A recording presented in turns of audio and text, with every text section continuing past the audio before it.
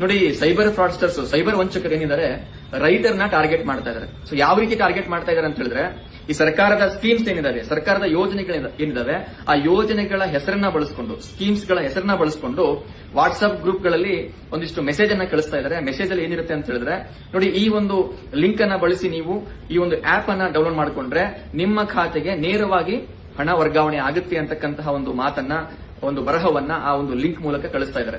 So ಯಾರು ಈ ಒಂದು ಲಿಂಕ್ ಮೇಲೆ ಕ್ಲಿಕ್ ಮಾಡಿ ಯಾರು ಆ ಒಂದು ಆಪ್ ಅನ್ನ ಡೌನ್ಲೋಡ್ ಮಾಡ್ಕೊಂಡಿದ್ದಾರೋ ಅಂತವರ ಅಕೌಂಟ್ ಇಂದ ದುಡ್ಡು ಹೋಗಿದೆ. ಉದಾಹರಣೆಗೆ ತೆಲಂಗಾಣದಲ್ಲಿ ಇತ್ತೀಚೆಗೆ ಗತ್ತು ಮಂಡಲ್ ಅಂತಕ್ಕಂತಹ ಒಂದು ಪ್ಲೇಸ್ ಅಲ್ಲಿ, ಸ್ಥಳದಲ್ಲಿ ಒಬ್ಬ ರೈತರು ಪಾಪ 64,500 ರೂಪಾಯಿನ ಕಳ್ಕೊಂಡಿದ್ದಾರೆ. ಸೊ ಅವ್ರಿಗೂ ಕೂಡ ವಾಟ್ಸ್ಆಪ್ ಗ್ರೂಪ್ ಅಲ್ಲಿ ಒಂದು ಮೆಸೇಜ್ ಬಂದಿತ್ತು. ಈ PM ಕಿಸಾನ್ ಹೆಸರಲ್ಲಿ ಒಂದು ಫೇಕ್ ಆಪ್ ಲಿಂಕ್ ಅನ್ನ ಕಳಿಸ್ಕೊಟ್ಟಿದ್ರು. ಸೊ ಆ ಒಂದು ಲಿಂಕ್ ಮೇಲೆ ಇವರು ಕ್ಲಿಕ್ ಅನ್ನ ಮಾಡಿದ್ರು. ಆ ಲಿಂಕ್ ಅನ್ನ ಕ್ಲಿಕ್ ಮಾಡಿದ ತಕ್ಷಣ ಅವರ ಅಕೌಂಟ್ ಇಂದ 64,500 ರೂಪಾಯಿ ಹೋಗಿದೆ.